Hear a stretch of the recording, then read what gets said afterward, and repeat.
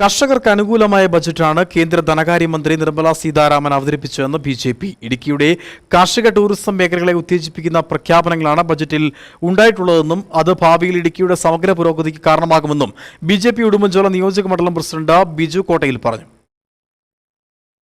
ഇന്ന് നമ്മുടെ കേന്ദ്രമന്ത്രി നിർമ്മല സീതാരാമൻ അവതരിപ്പിച്ചിട്ടുള്ള കേന്ദ്ര ബജറ്റ് കേരളത്തിലെ സാധാരണക്കാരായ ആളുകൾക്കും അതുപോലെ കർഷകർക്കും വളരെ ഗുണം ചെയ്യുന്ന ഒരു ബജറ്റാണ് അവതരിപ്പിച്ചിട്ടുള്ളത്.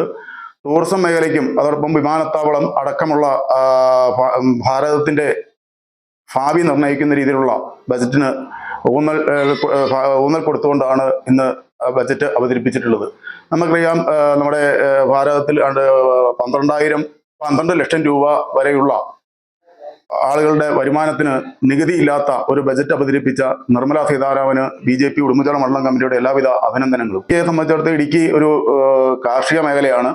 ഏതാണ്ട് 1,70,00,000 വരുന്ന കർഷകർക്ക് ഉപകാരപ്രദമാവുന്ന ബജറ്റ് ആണ് ഇന്ന് അവതരിപ്പിച്ചിട്ടുള്ളത്.